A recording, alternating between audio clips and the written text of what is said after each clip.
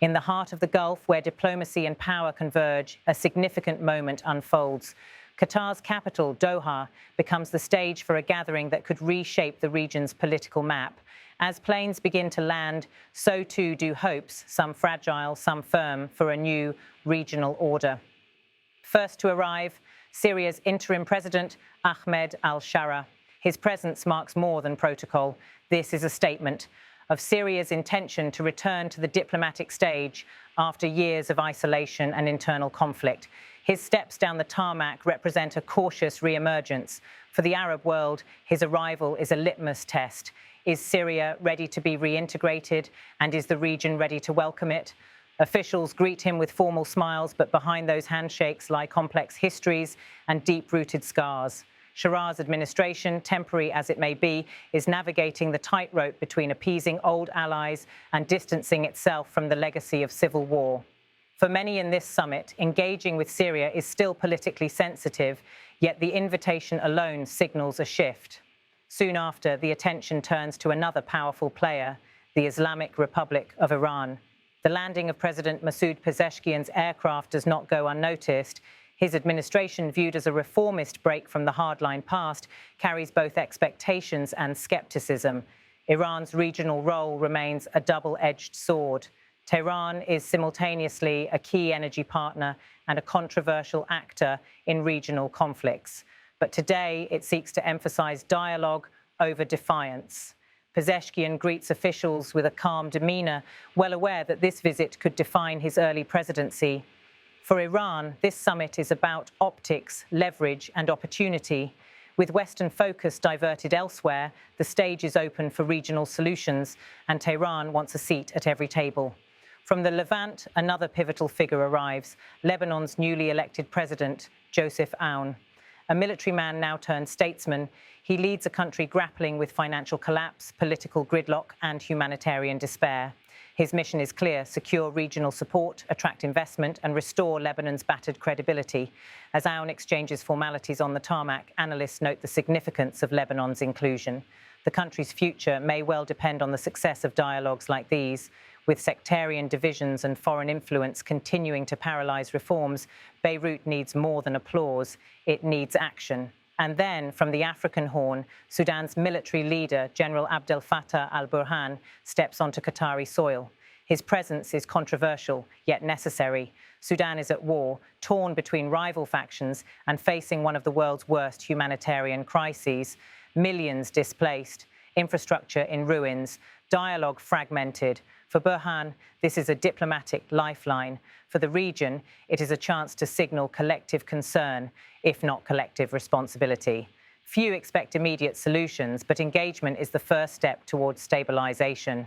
Shortly after, Iraq's Prime Minister Mohammed Shia al-Sudani touches down.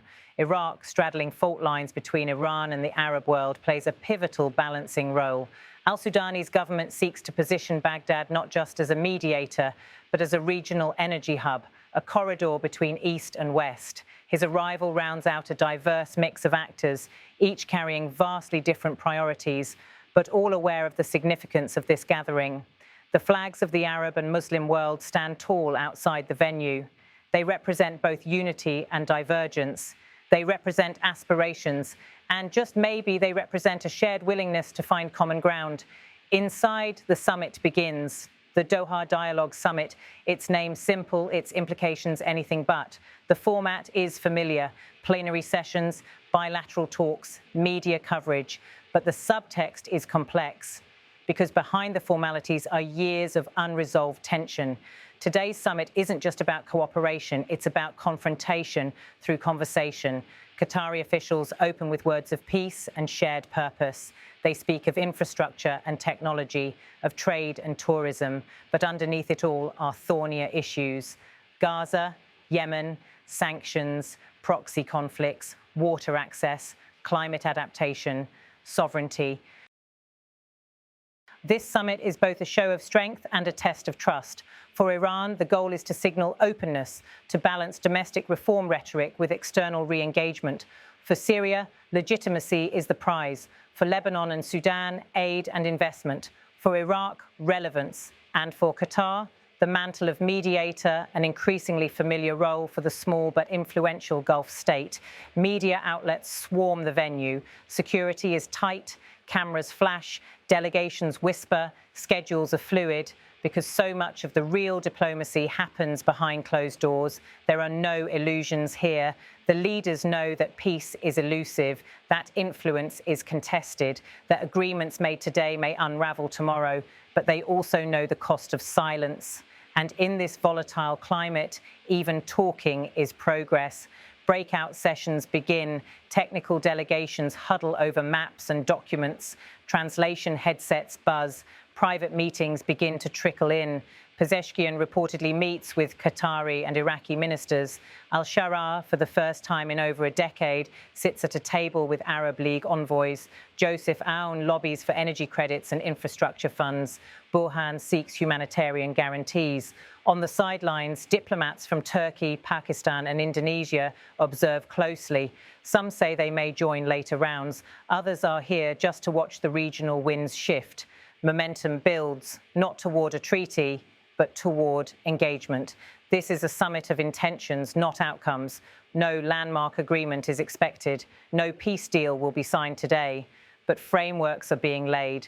Lines of communication are opening. And that, in a region so often fractured, is itself an achievement. Still, observers remain cautious. The last decade is littered with failed summits, broken promises, and political theatrics. But Doha is positioning itself not as the savior, but the stage, a place where complex issues can be spoken, if not solved. And as the day progresses, there are signs of cautious optimism, talks of creating a joint fund for post-conflict reconstruction, early drafts of economic cooperation memoranda, hints of regional disaster response frameworks. It's far from done, but it's begun. Images flood the media, delegates smiling for photos, exchanging documents, giving vague but hopeful sound bites. Behind the optics, real conversations are happening, no shouting, no walkouts, just dialogue. And in the Arab and Muslim world, that alone can be a breakthrough.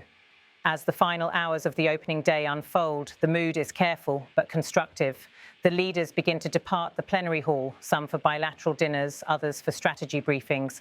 The world watches, some with skepticism, some with hope, because diplomacy is slow, it is fragile, but it is undeniably necessary. And today in Doha, diplomacy found a voice.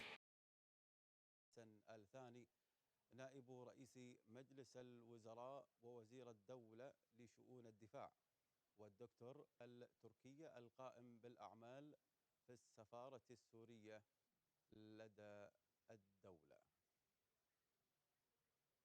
لفخامته والوفد المرافق لدى وصول سعادة الشيخ سعود بن حسن الثاني نائب رئيس مجلس الوزراء دفاع وسعادة السيد علي صالح آبادي سفير الجمهورية الإسلامية الإيرانية لدى الدولة الطارئة المقرر عقدها في الدوحة وكان في استقبال فخامته والوفد المرافق لوصوله مطار حمد الدولي سعادة الشيخ عبد الرحمن بن حمد الثاني وزير الثقافة والأعمال بالوكالة في سفارة الانتقالي في السودان وكان في استقبال فخامته والوفد المرافق لدى الدولي سعادة الشيخ سعود بن عبد الرحمن بن حسن الثاني نائب رئيس مجلس الوزراء ووزير الدولي سعادة الشيخ سعود بن عبد الرحمن بن حسن الثاني نائب رئيس مجلس الوزراء ووزير الدولة لشؤون الدفاع وسعادة الشيخ